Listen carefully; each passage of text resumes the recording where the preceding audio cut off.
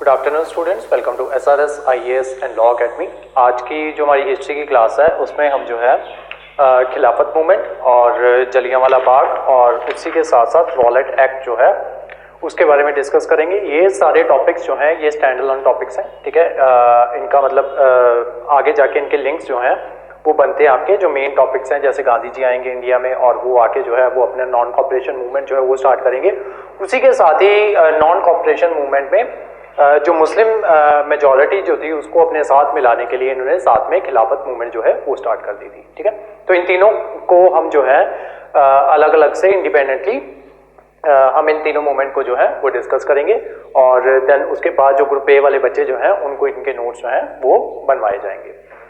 उसके अलावा जो दूसरे बच्चे हैं उनके लिए जो चीज़ इंपॉर्टेंट होगी, जैसे जो नोट्स उनको खिलाफत मूवमेंट के लिए इंपॉर्टेंट है या आपके जलियांवाला बाग के लिए इंपॉर्टेंट है, वो जो है वो नोट्स मैं आपको एज इट इज ही सेंड कर दूंगा PDF फॉर्म में और आप उसको प्रिंट करवा सकते हो। उसमें कुछ चीज़ें जो है जो मेंशन नहीं होगी वो मैं एज इट इज ही क्लास में आपको डिक्टेट जो है जब मैं आपको समझा रहा हूँ वो चीज़ें जो है वो मैं आपको साथ साथ क्लास में बताता रहूँगा, ठीक है। तो वो जो चीज़ वहाँ पे जो आपके नोट्स में नहीं होगी तो आप उसको जो है अपने नोट्स में ऐड कर लीजिएगा, ठीक है। तो सबसे पहले स्टार्ट करते हैं खिलाफत मूवमेंट से। खिलाफत मूवमेंट आपकी स्टार्ट होती है 1919 से लेके 1922 तक जो है ये चलती है, ठीक है। तो खिलाफत मूवमेंट जो है ये स्टार्ट की गई थी। कल इसकी थोड़ी सी बैकग्राउंड जो है वो मैंने आपको बताई थी। खिलाफत मूवमेंट आपकी स्टार्ट होती है जैसे ही वर्ल्ड वॉर 1 जो है ये स्टार्ट होती है। तो उसमें मैंने आपको बताया था कि दो पार्टीज थी, ठीक है। एक तरफ आपके ब्रिटिश, फ्रेंच और रशिया जो है वो एक साथ थे एंड देन दूसरी साइड पे आपके जर्मनी, ऑस्ट्रिया, हंगरी, ठीक है।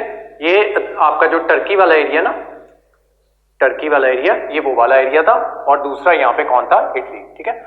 और बाद में इटली क्या करता है 1915 में ये जो है ये एग्जिट ले लेता है और जो रशिया जो है वो 1917 में जो है वो एग्जिट ले लेता है और यहाँ पे USA जो है वो आ जाते हैं और ये तीनों मिलके इनको जो है हरा देते हैं, ठीक है। अब इनको हराया जा रहा था उस टाइम पे ये फाइट यहाँ पे कौन कर रहा है, ब्रिटेन, और यहाँ पे टर्की जो है ये यहाँ पे कौन रूल कर रहा होता है, या ऑस्ट्रिया हंगरी पे उस टाइम पे कौन रूल कर रहा होता है, खलीफा। खलीफा जो है वो स्पिरिचुअल गुरु है मुस्लिम्स का, मुस्लिम्स। अब ये जो ब्रिटिश वाले जो हैं वो क्या कर रहे हैं, उनकी जो आर्मी है उसमें जो है वो मुस्लिम्स भी इंक्लूडेड है, ठीक है। तो उस वजह से क्या हुआ है कि ब्रिटेन वाले जो है उन्होंने मुस्लिम्स को ये समझाया हुआ है कि हम जो है क्या कहते हैं, ये टर्की जो है हम इसको जीत लेंगे, लेकिन जैसे ही हम जीतेंगे, जंग जैसी खत्म होगी, हम क्या करेंगे, जो तुम्हारा खलीफा होगा उसको वापस से वहां पे रीइंस्टेट जो है उसकी पोजीशन जो है उसके ऊपर कोई भी आंच नहीं आएगी और जैसे ही जंग खत्म होती है ये सारी टेरिटरी जो है वो खलीफा को वापस कर दी जाएगी और देन आपका जो खलीफा जो है उसको जो है रीइंस्टेट कर दिया जाएगा ऑस्ट्रिया हंगरी के ऊपर। लेकिन जैसे ही जंग खत्म हुई ब्रिटेन ने क्या किया, ये ऑलमोस्ट इनकी सारी टेरिटरी जो थी वो जीत ली, ठीक है। और उसी के साथ था ये जो वहां पे ईरान वाला एरिया जो है, ठीक है, जितना सारा ऑस्ट्रिया हंगरी में वो सारा जो है वो आया करता था। तो जितना वो वाला एरिया था, जैसे वहां पे जहाँ पे आपके कुएं वगैरह जो होंगे, ठीक है, तेल के कुएं, वो ब्रिटिश जो है वो देने से इनकार कर देगा। उस वजह से क्या होगा कि, और दूसरा इन्होंने बोला था कि ये खलीफा को जो है वापस रीइंस्टेट कर देंगे, वो भी ये खलीफा को वापस रीइंस्टेट नहीं करते।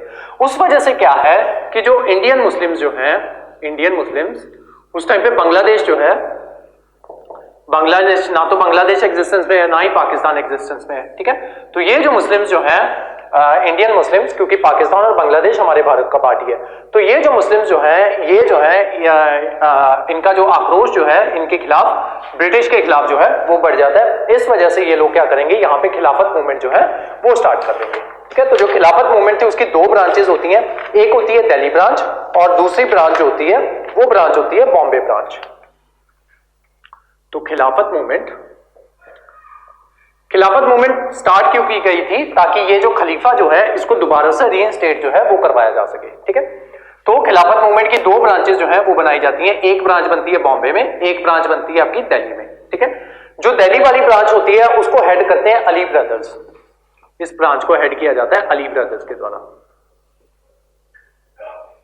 ठीक है। इनके नाम जो है अली ब्रदर्स के, एक है मोहम्मद अली, दूसरे हैं शौकत अली, ठीक है। और ये जो थे ये रेडिकल्स थे, रेडिकल्स, ठीक है। रेडिकल्स कौन थे, आप थोड़ा सा इसको इस तरीके से समझो कि ये एक्सट्रीमिस्ट थे, एक्सट्रीमिस्ट, ठीक है। और ये जो थे ये जो बॉम्बे वाली ब्रांच थी, ये किनके द्वारा लीड की जा रही थी? मॉडरेट्स के द्वारा, मॉडरेट्स, ठीक है। तो इसको लीड कर रहे थे मॉडरेट्स। तो ये जो दो ब्रांचेस जो इसकी खिलाफत आंदोलन की दो ब्रांचेस जो है ये बन जाती है। मीनवाइल गांधी ने क्या किया होता है, उन्होंने non cooperation movement, NCM non cooperation movement वो भी स्टार्ट की होती है। गांधी ने बोला होता है कि तुम लोग जो हो मुझे 1 साल दो और मेरे तरीके से बिल्कुल भी हम अंग्रेजों के खिलाफ जो है हम रिवोल्ट करेंगे, और लेकिन तुम्हें बिल्कुल भी इसमें वायलेंस जो है वो शो नहीं करना है। अगर तुम 1 साल के लिए मुझे 1 साल का टाइम दो और नॉन वायलेंस के साथ हम लोग जो है इस मूवमेंट को चलाएं, तो मैं तुम्हें 1 साल के अंदर अंदर आजादी जो है वो दिलवा दूंगा, ठीक है। तो ये कह के गांधी ने नॉन कॉपरेशन मूवमेंट जो है वो स्टार्ट की थी। इसको हम अलग से, इसकी अलग से क्लास बनाएंगे, ठीक है। जब कमिंग ऑफ गांधी नाम की एक क्लास होगी, जब कमिंग ऑफ गांधी करेंगे तो उसमें ये सारी गांधी की मूवमेंट्स जो है वो हम वहां पे कवर करेंगे, ठीक है। अब इसका जिक्र यहां पे इसलिए किया क्योंकि गांधी जो है वो ये चाहते थे कि मुस्लिम जो है, क्योंकि गांधी के जो मेथड्स है ना, गांधी मास मूवमेंट लेके चलते थे। उनका ये मानना था कि मैं ज्यादा से ज्यादा मास को जो है या ज्यादा से ज्यादा लोगों को जो है वो अपने साथ इकट्ठा कर सकूं। इस वजह से गांधी की इस नॉन कॉपरेशन मूवमेंट में मुस्लिम जो है वो उनके साथ आ जाए। इसी वजह से गांधी क्या करेंगे, ये नॉन कॉपरेशन मूवमेंट और खिलाफत मूवमेंट एक साथ चलेगी, ठीक है। तो गांधी क्या करेंगे, ये इनका जो खिलाफत का जो मुद्दा जो है वो इनके मुस्लिम्स के साथ हो जाएंगे और बोलेंगे कि हमें जो है खलीफा को जो है रीइंस्टेट करना है, ठीक है। तो वो इनको साथ मिलाने के लिए खिलाफत आंदोलन जो है उसमें पार्टिसिपेट करेंगे या उसको फेवर कर देंगे, ठीक है। अब इसी वजह से गांधी, अब क्योंकि गांधी कर रहे हैं तो मॉडरेट्स जो हैं वो साथ में आ जाएंगे, ठीक है। मॉडरेट्स कौन थे? नरम दल वाले, ठीक है। और ये जो है अली ब्रदर्स जो हैं ये हैं गरम दल वाले या रेडिकल्स कहा जाता है इनको, ठीक है। तो अब क्या होता है कि उसके अलावा ये जो मोहम्मद अली जिन्ना जो होते हैं, मोहम्मद अली जिन्ना, वो इस मूवमेंट में पार्टिसिपेट पूरे दिल से पार्टिसिपेट नहीं करते। क्यों? क्योंकि उन्हें पता था कि यहाँ पे टर्की में जो है, टर्की के लोग खुद ही 1 साल के अंदर ही इसको जो है खलीफा को यहाँ से रिमूव करवा देंगे, ठीक है। वो चाहेंगे नहीं कि कोई खलीफा हो जो हम पे रूल करे, वो चाहेंगे कि यहाँ पे डेमोक्रेटिक इंस्टीट्यूशंस जो है वो बनने चाहिए, इलेक्शंस हो, इलेक्शंस के द्वारा एक बंदा जो है वो चुन के आए और वो जो जनता के द्वारा चुना हुआ वो जो हो क्या कहते हैं एमपी हो या प्राइम मिनिस्टर हो, वही जो है हमारे देश के कार्यभार जो है वो संभाले, ठीक है। तो यहाँ टर्की के लोग जो है वो खुद ही खलीफा को नहीं चाहते और देन ये बाद में खलीफा के खिलाफ जो है रिवोल्ट करके खुद ही खलीफा को जो है वो नीचे गिरा देंगे, क्या कहते हैं उसको गद्दी से हटा देंगे और देन यहाँ पे डेमोक्रेटिक इंस्टीट्यूशन जो है वो बन जाएंगे, ठीक है। लेकिन मोहम्मद अली जिन्ना जो थे उनको इस बात का पता था, तो इस वजह से मोहम्मद अली जिन्ना नहीं चाहते कि खलीफा जो है उसको रीइंस्टेट किया जाए, ठीक है। कांग्रेस क्या करती है, वो एक खिलाफत आंदोलन जो है उसमें पार्टिसिपेट करती है। अब खिलाफत आंदोलन में होता क्या है, ठीक है। इसमें 5-6 बातें जो है वो की जाती हैं, मेनली 4 चीजें जो है वो की जाती हैं। मुस्लिम्स को ये कहा जाता है और इंडियंस, या आप कह लो कि गांधी के जो फॉलोअर्स होते हैं और जो खिलाफत आंदोलन के फॉलोअर्स होते हैं, वो कुछ क्या कहते हैं ये रखते हैं, कुछ चीजें जो है वो प्रपोज करते हैं कि हम इन चीजों के द्वारा अंग्रेज जो है उनका विरोध करेंगे। वो चीजें क्या क्या थी? सबसे पहले बॉयकॉट करना है हमें सारे टाइटल्स का, ठीक है। जो राय बहादुर के टाइटल्स वगैरह दिए जाते हैं या नाइटहुड की उपाधि दी जाती है, उन सारे टाइटल्स का हमें बॉयकॉट करना है, ठीक है। तो बॉयकॉट ऑफ टाइटल्स पहली शर्त जो है वो ये रखी जाती है कि जो भी इसमें पार्टिसिपेट करेगा उसको अगर कोई टाइटल मिला हुआ है तो उसको बाइकआउट करना है, ठीक है। सेकंड है स्कूल्स और कॉलेजेस जो है उनका बाइकआउट करना है, ठीक है। स्कूल्स एंड कॉलेजेस जो है उनका बाइकआउट करना है और जो भारतीयों द्वारा जो स्कूल्स एंड कॉलेजेस जो है वो एस्टेब्लिश किए जा रहे हैं उनमें जाके एडमिशन जो है वो लेनी है, ठीक है। तो अंग्रेजी स्कूल्स और कॉलेजेस जो है उनका बाइकआउट किया जाएगा। उसके अलावा इसका बाइकआउट करने का रीजन एक और था, क्योंकि गांधी जो है ना वो लोगों के मन से जो है वो डर निकालना चाहते थे। अंग्रेजों ने कानून पास किया था कि अगर कोई भी बच्चा, ठीक है, स्कूल गोइंग या कॉलेज गोइंग बच्चा अगर कोई भी रेवोल्यूशनरी एक्टिविटीज में पार्टिसिपेट करता पाया गया है या अंग्रेजों के खिलाफ नारे लगाता पाया जाता है तो उसको जो है स्कूल से निकाल दिया जाएगा, ठीक है। तो गांधी ने क्या किया, गांधी ने खुद ही बच्चों को बोल दिया कि तुम अंग्रेजों के स्कूल और कॉलेजेस जो है वो खुद ही छोड़ दो, ताकि उनके दिमाग में डर ही ना रहे कि हमें खुले में बाहर आके अंग्रेजों के खिलाफ जो है वो नारे लगाने हैं, ठीक है। तो वो डर ही निकाल दिया। थर्ड शर्त क्या थी? बाइकॉट कोर्ट्स, जो कोर्ट्स जो हैं अंग्रेजों के उसका बाइकॉट करना है। चौथी शर्त क्या थी?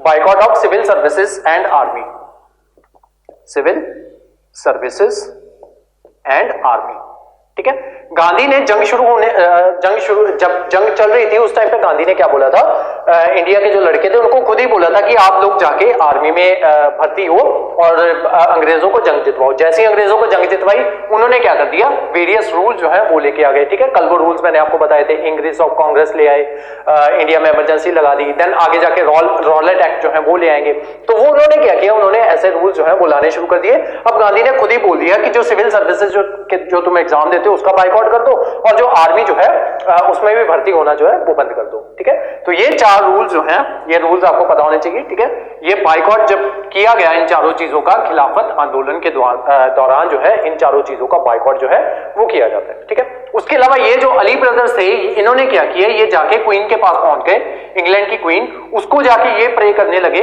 कि आप लोग जो हो खलीफा जो है उसको वापस जो है वहां पे रीइंस्टेट जो है वो कर दो। ठीक है, तो ये सारा था आपका खिलाफत मूवमेंट। अब ये खत्म कैसे हो गई ये मूवमेंट, हुआ क्या कि 1922 में चौरी चौरा का इंसिडेंट जो है वो हो जाता है। ठीक है, जब एनसीएम करेंगे नॉन कॉपरेशन मूवमेंट तो वहां पे अच्छे से करवाऊंगा। ठीक है, तो 1922 में चौरा चौरी का इंसिडेंट हो जाता है। वहां पे चौरा चौरी एक जगह होती है यूपी में, वहां पे लोग जो है शांति प्रिय तरीके से प्रदर्शन जो है वो निकाल रहे होते हैं, तो अंग्रेज क्या करते हैं, उनके ऊपर गोली चला देते हैं। जब अंग्रेज उनके ऊपर गोली चला देते हैं तो पूरा गांव जो है वो इकट्ठा होके अंग्रेजों को अपने आगे लगा लेता है। ठीक है, अंग्रेज भागते भागते क्या करते हैं, पुलिस स्टेशन जो है वहां पे छुप जाते हैं और ये जो है अंदर से दरवाजा बंद कर लेते हैं। जो लोग होते हैं वो सारे के सारे पुलिस स्टेशन को ही जला देते हैं।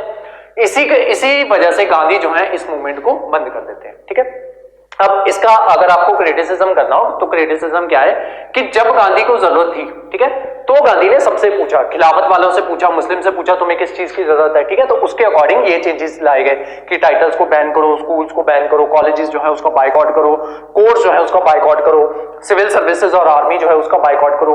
मॉडरेट से बातें की गई। ठीक है, मॉडरेट से पूछा कि अच्छा हम और क्या क्या कर सकते हैं इस मूवमेंट को स्टार्ट करने के लिए, नॉन कॉपरेशन मूवमेंट को स्टार्ट करने के लिए। लेकिन जब बंद करने की बात आई तो गांधी ने किसी से भी नहीं पूछा और चुपचाप से मूवमेंट जो थी उसको बंद कर दिया। ठीक है, तो ये अगर आपको इसका क्रिटिसिज्म लिखना हो तो ये चीज जो है ये आप लिख सकते हो।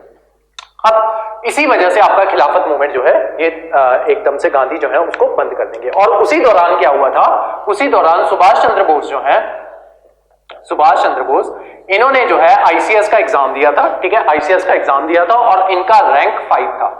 ठीक है, रैंक 5 जो है इनको मिला था और इन्होंने जो है इंडिया में डीसी लग के जो है वो आना था। लेकिन सुभाष चंद्र बोस क्या करते हैं, जैसे ही गांधी जो है अपना नॉन कॉपरेशन मूवमेंट जो है वो स्टार्ट करते हैं, सुभाष क्या करते हैं, सुभाष जो है अपनी नौकरी पे लात मार के इंडिया आ जाते हैं। ठीक है, अपनी नौकरी छोड़ के इंडिया आ जाते हैं। जैसे ही सुभाष इंडिया पहुंचते हैं उनको पता चलता है कि गांधी ने जो है ये मूवमेंट जो थी ये बंद कर दी। ठीक है, तो आज के बाद सुभाष चंद्र बोस जो है और गांधी जो है उनकी आइडियोलॉजी जो है वो कभी मैच नहीं करेगी। ठीक है, तो ये ऑपोजिट फ्रंट्स पे ही रहेंगे ज्यादातर। तो ये थी सारी आपकी खिलाफत मूवमेंट। अब नेक्स्ट देखते हैं रॉलेट एक्ट। रॉलेट एक्ट भी आपका आता है 1919 में ही।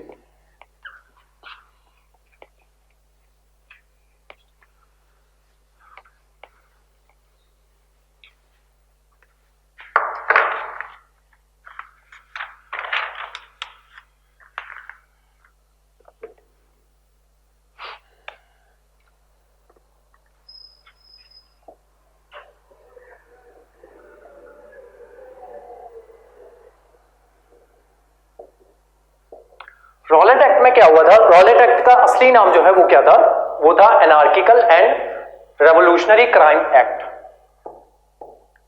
एनार्किकल एंड रेवोल्यूशनरी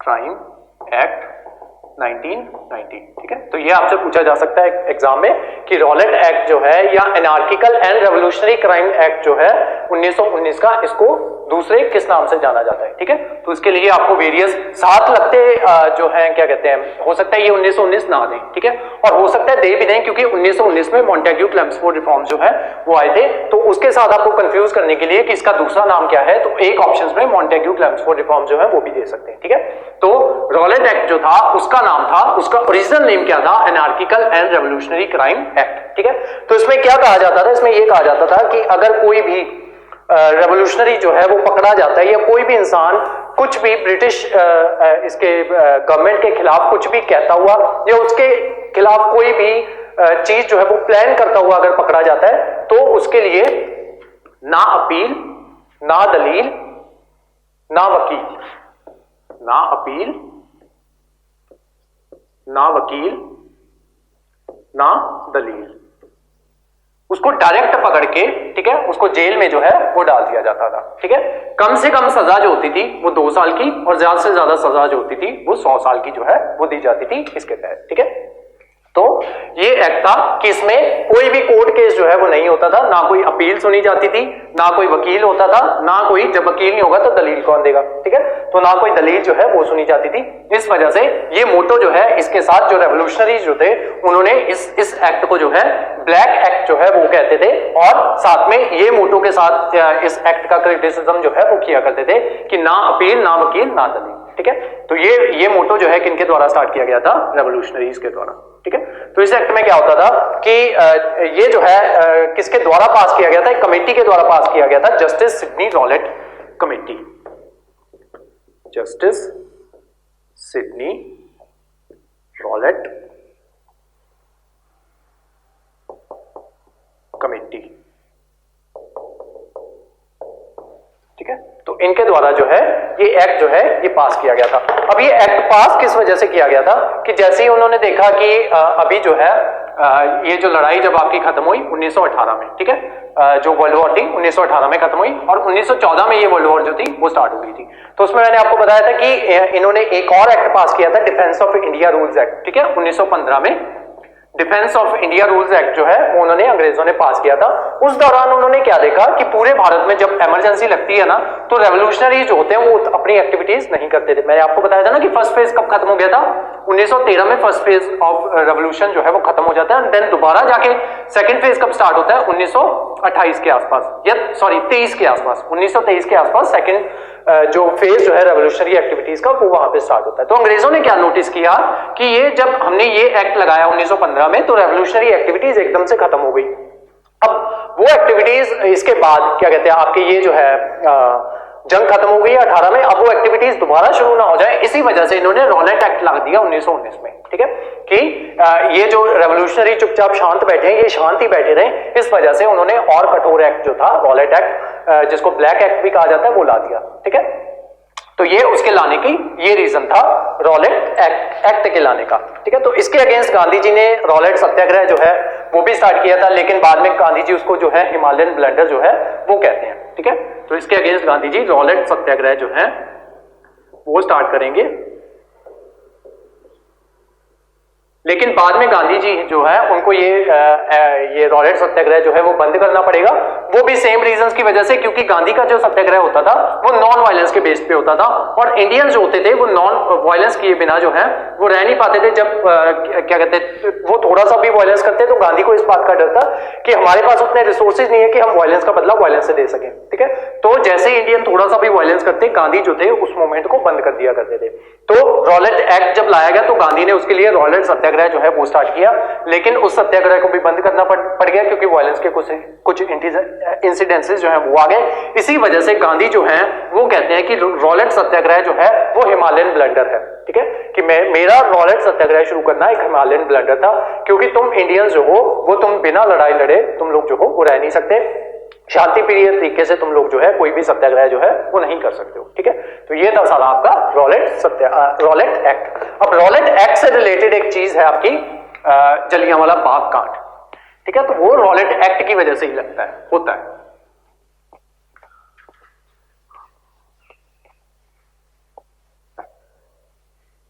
अब रॉलेट एक्ट की वजह से क्या हुआ था कि इंडिया यहाँ पे सैफुद्दीन किचलू जो है पंजाब में, उनको जो है वो अरेस्ट कर दिया था। ठीक है, तो इसी वजह से अमृतसर में जो है ये किचलू चौक जो है कचहरी के पास किचलू चौक जो है वो बना हुआ है उनकी याद में, डॉक्टर सैफुद्दीन किचलू की याद में। जलियांवाला बाग इंसिडेंट। उसके अलावा पंजाब पीसीएस वाले बच्चे जो है या पीपीएससी के जो एग्जाम्स बच्चे दे रहे हैं या अदरवाइज जो बच्चे पंजाब के एग्जाम्स दे रहे हैं, तो ये जलियांवाला बाग जो है ये किसके नाम पे रखा गया है?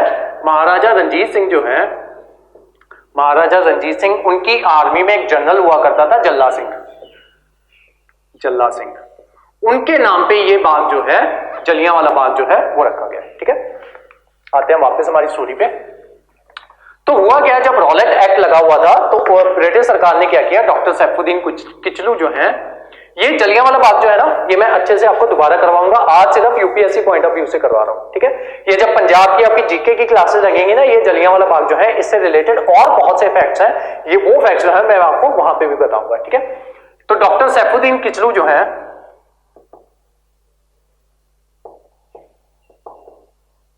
डॉक्टर सैफुद्दीन किचलू को रॉलेट एक्ट के तहत पकड़ लिया जाता है। ठीक है, और उनको जेल में डाल दिया जाता है। अब इसकी वजह से पंजाब के जो लोग जो हैं, पंजाब के लोग वो क्या कर रहे थे, वो इसके अगेंस्ट जो है एजिटेशन जो है वो कर रहे थे। और पंजाब में स्थिति जो है वो ऑलरेडी खराब हुई थी। किस वजह से, क्योंकि हम देखते हैं जलियांवाला बाग के दौरान क्या करवाया गया था, बाहर से आर्मी जो है वो बुलवाई गई थी। ठीक है, बाहर से आर्मी जो है वो बुलवाई गई थी। अब एक बहुत ही सेंसिटिव स्टेटमेंट जो है वो मैं आपको देने जा रहा हूं। ठीक है, अब पंजाब में आर्मी पहले से बुलाई गई है, इसका मतलब क्या है कि पंजाब में ऑलरेडी जो है हालात जो थे वो ठीक नहीं थे। ठीक है, और हालात पंजाब में ऑलरेडी ठीक नहीं है, तो इस वजह से लोगों का सड़कों पे उतर के आना वो चीज गलत थी। ठीक है, पंजाब मतलब पंजाब के आप लोग जो हो वो ऐसे नहीं कह सकते कि हमें जो है हमें पता नहीं था कि पंजाब के हालात जो है वो ठीक नहीं है। ठीक है, अगर पंजाब में आर्मी आ गई है, ठीक है, तो इसका मतलब ये था कि ऑलरेडी उसके हालात जो थे वो खराब हो गए थे। लेकिन जो कदम आर्मी के द्वारा उठाया गया वो कदम भी सही नहीं था। ठीक है, पंजाब के लोगों ने रूल जरूर तोड़ा था कि उनको पता होने के बावजूद भी वो सड़कों पे उतर आए, लेकिन उसके बावजूद भी जो है निहत्थे लोगों के ऊपर एक जगह पे उनको बंद करके, ठीक है, एक बाग के अंदर उनको बंद करके और निहत्थे लोगों के ऊपर गोलियां चला देना, वो जो कदम था वो भी सही नहीं था। ठीक है, तो वापस आते हैं अपनी स्टोरी पे। तो पंजाब में आर्मी जो थी वो ऑलरेडी बुलाई हुई थी। किस वजह से, क्योंकि लोग जो हैं डॉक्टर सैफुद्दीन किचलू के पकड़े जाने के ऊपर जो है वो नाराज थे और वो एजिटेशन जो है वो लगा रहे थे। ठीक है, पंजाब में क्या हुआ था, पंजाब में कर्फ्यू जो है वो लगाया हुआ था। ठीक है, पंजाब में कर्फ्यू ऑलरेडी लगा हुआ था और आर्मी जो है वो यहाँ पे आई हुई थी। ठीक है, तो होता क्या है कि उसके अलावा पंजाबियों को एक गुस्सा और भी था, जो कोमाघाटा मारू वाला इंसिडेंट जो है वो हुआ था, उस वजह से भी उनको गुस्सा था। और मेन गुस्सा जो था वो सैफुद्दीन किचलू के पकड़े जाने का था। ठीक है, तो ये लोग जो है एजिटेशन इकट्ठे करने के लिए पीसफुली जो है ये वहां पे जलियांवाला बाग में इकट्ठे हो जाते हैं। तो वहां पे जो है भाषण वगैरह जो है वो दिया जा रहा होता है।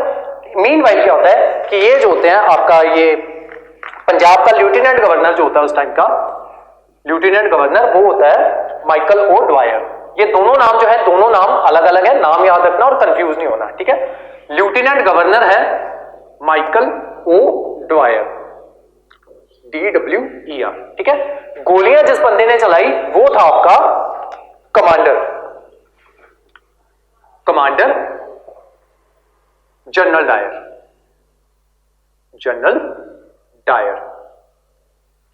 स्पेलिंग DYER, जनरल डायर, ये है ड्वायर, DWEYER या DWYER, जनरल ड्वायर, DWYER। ठीक है, तो लेफ्टिनेंट गवर्नर है माइकल ओ ड्वायर, वो किसको बुलाता है, कमांडर को। कौन है, जनरल डायर। ये बंदा जो है जनरल डायर जो है ये गोलियां चलाता है। ठीक है, अब ये इंसिडेंट किस तरीके से होता है, वहां पे जो पूरा बाग जो है ना वो इस तरीके से है। ठीक है, वहां पे जाने के दो रास्ते हैं। ठीक है, एक गेट है बैक साइड पे, एक गेट है फ्रंट साइड पे। ठीक है, तो इन्होंने क्या किया, एक गेट जो था वो ऑलरेडी बंद था। ठीक है, अब जाने का एक ही रास्ता था वहां पे, वो पतला सा गेट। ठीक है, तो अंग्रेजों ने क्या किया, अंग्रेज यहां से आए, एंटर किए। ठीक है, यहाँ पे एक लाइन जो है वो उन्होंने बुला ली, यहाँ पे इनका जो है स्टेज जो है वो लगा हुआ था। ठीक है, और यहीं पे पीछे जो है एक कुआं था। ठीक है, तो सॉरी पीछे नहीं, यहाँ पे आगे जाके एक कुआं था। यहां पे जो है वो चल रहा है, जो पंजाबी जो है उनकी पीठ है इस तरफ, पीछे से अंग्रेजी सरकार जो है वो आती है। इनको लगता है कि ऐसे ही आए होंगे, ठीक है, सुनने के लिए, वैसे मतलब क्या कहते हैं सिक्योरिटी पर्पस से आ जाते हैं, तो इनको नहीं पता था कि ये लोग जो है गोलियां चला देंगे। यहां से एक मशीन गन जो है वो जीप के ऊपर लाई जाती है, ठीक है, उसको यहां पे फिट किया जाता है, इस गेट को बंद कर दिया जाता है, ठीक है, और यहां पे इनके ऊपर जो है गोलियां चलानी स्टार्ट कर दी जाती हैं। और कुछ लोग जो है उनको लगता है कि अगर वो कुएं में कूद जाएंगे तो उनके ऊपर गोलियां जो है वो नहीं लगेगी, तो कुछ लोग जो है वो इस कुएं में कूदना स्टार्ट कर देते हैं। देखा देखी में बाकी लोग जो है वो भी कुएं में कूदना स्टार्ट कर देते हैं और जो नीचे वाले लोग होते हैं वो दब जाते हैं, ठीक है। तो ये सारा इंसिडेंट जो है, ये जलियांवाला बाग का इंसिडेंट जो है ये कहलाता है। अब इसके लिए क्या होता है, यहाँ पे हजारों की तादाद में जो डेथ जो है वो हो जाती है और इसकी बहुत ज्यादा आलोचना जो है वो इंटरनेशनल प्लेटफॉर्म पे की जाती है। यूएसए के जो जर्नलिस्ट जो होते हैं वो इसकी आलोचना जो है वो करते हैं। देन उसके अलावा जो बाकी देश होते हैं जैसे आयरलैंड जो था, वहां पे एनी बसंत जो है वो इसकी आलोचना जो है वो काफी ज्यादा करती है। लेकिन फिर इसकी जब इस आलोचना की वजह से ब्रिटिश वाले क्या करते हैं, एक कमेटी जो है वो बनाई जाती है जिसको हंटर कमेटी जो है वो कहा जाता है, हंटर कमेटी। तो आपसे क्वेश्चन आ सकता है पेपर में कि जलियांवाला बाग जो था उसको इन्वेस्टिगेट, उस केस को इन्वेस्टिगेट करने के लिए ब्रिटेन के द्वारा जो कमेटी बनाई गई थी उस कमेटी का नाम क्या था, हंटर कमेटी। ठीक है, इसके जितने भी मेंबर्स थे उनके नाम जो है मैं आपको बता दूंगा। ठीक है, अदरवाइज इंपॉर्टेंट नहीं है, पूछे नहीं जा सकते, लेकिन मैं फिर भी इनके सबके नाम जो है वो आपको अभी थोड़ी देर में बता दूंगा। ठीक है, हंटर कमेटी जो है वो अपॉइंट की जाती है। हंटर कमेटी क्या कहती है, ये अपनी रिपोर्ट देती है कि यहां पे सिर्फ 250 लोग जो थे उनकी डेथ हुई थी। ठीक है, कांग्रेस अपनी एक कमेटी बनाती है, कांग्रेस का कहना है कि यहां पे 1500 से लेके 2500 लोग जो है उनकी डेथ जो है वो यहां पे होती है। ठीक है, तो जो कांग्रेस कमेटी बनाती है उसके मेंबर्स कौन कौन होते हैं, एक होते हैं मोतीलाल नेहरू, दूसरे होते हैं मदन मोहन मालवीय, तीसरे होते हैं CR दास। ठीक है, तो ये 3 मेंबर्स की कमेटी जो है उसमें बिठाई जाती है। और उसके अलावा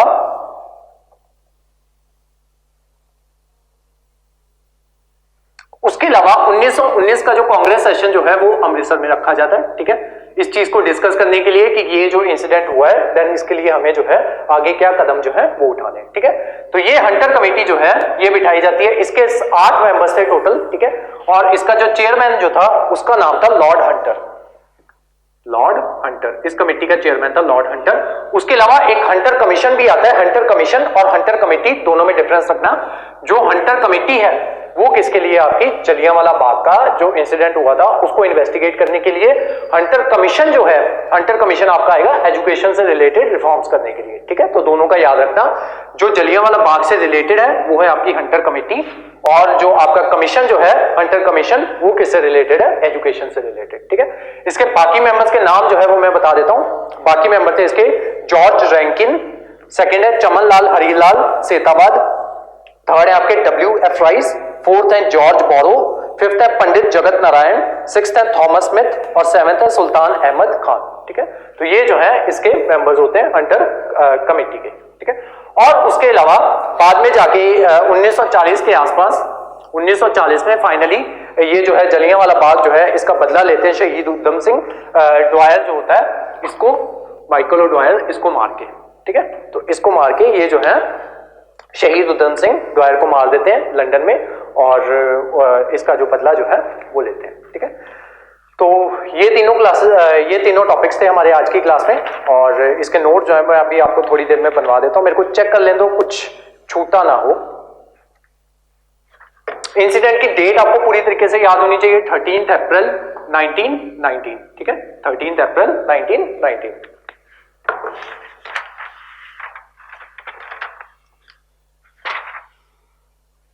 बस जो आपकी क्लास B वाले जो बच्चे हैं उनकी क्लास जो थी